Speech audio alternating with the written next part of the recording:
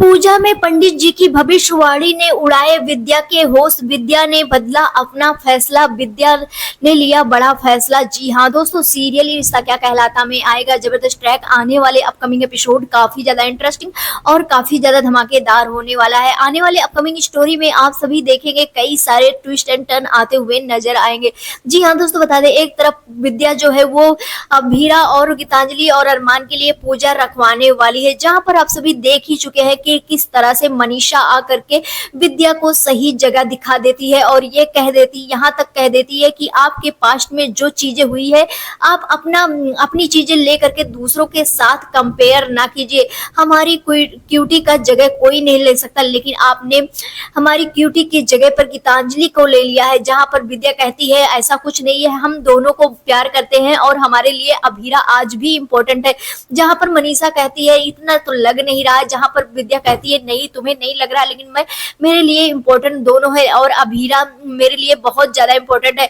जहां पर मनीषा पूरा जगह दिखा देती है कि किस तरह से जब कोई नहीं था विद्या और कबीर पोदार के साथ, तो अभीरा उनके साथ खड़ी थी। जहां पर आप सभी देखेंगे अभीरा के लिए पूजा रखवाएंगी और यहाँ पर पंडित जी को गीतांजलि और अरमान का कुंडली दिखाते हुए नजर आने वाली है और कहते हुए नजर आने वाली है कि इनके शादी अभी अभी हुई है और इनकी शादी में कोई अड़चन ना है, इसलिए मैं पूजा करवा रही हूँ। जहां पर आप सभी देखेंगे दूसरी तरफ अरमान और गीतांजलि भी मंदिर पहुंचने वाले हैं।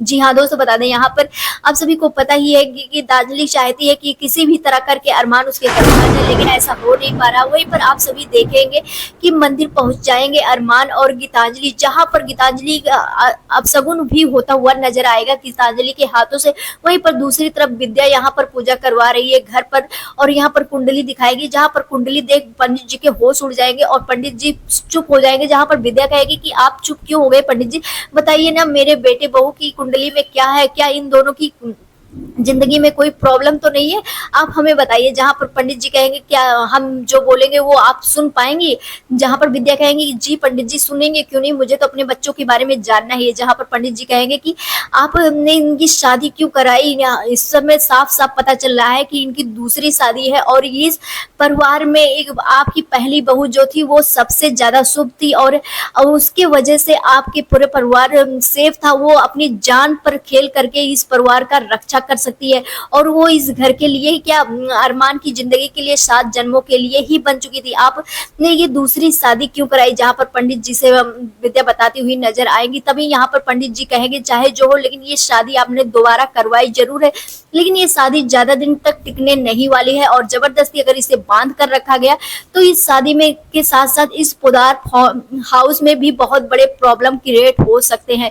जहां पर आप सभी देखेंगे पंडित जी की ये सारी भविष्यवाणी सुन करके विद्या को बहुत बड़ा झटका लगेगा और यहाँ पर बोलेगा कि यहाँ पर विद्या बोलेगी कि क्या इनका कोई फ्यूचर नहीं है। तभी यहाँ पर पंडित जी कहते हुए नजर आएंगे कि इनका फ्यूचर बहुत ही ज्यादा खराब हो जाएगा अगर इन्हें जबरदस्ती शादी में रखा गया, क्योंकि ये दोनों कभी एक दूसरे से प्यार कर ही नहीं पाएंगे और ये दूसरे से प्यार नहीं कर पाएंगे क्योंकि इनके पुराने पार्टनर जो है वही एक दूसरे से प्यार करते हैं। आप यहाँ पर विद्या ये सारी चीजें सुन करके अब बहुत बड़ा फैसला लेते हुए नजर आने वाली, देखना काफी ज्यादा इंटरेस्टिंग होगा। क्या अब विद्या अब गीतांजलि की शादी तड़वाने में लग जाएगी फिर कुछ और करेगी, क्योंकि विद्या को तो अपने बेटे का कोई होश नहीं है, बस उसे अपने आप को जस्टिफाई करना है। जो चीजें उनके साथ पास्ट में हुई है वो चीजें दूसरों के साथ ना हो या फिर उसी रास्ते कदम पर दूसरों को भी ले चलने की कोशिश कर रही है। अब देखना काफी ज्यादा इंटरेस्टिंग होगा कि ये सारी बातें सुनने के बाद विद्या क्या करती है।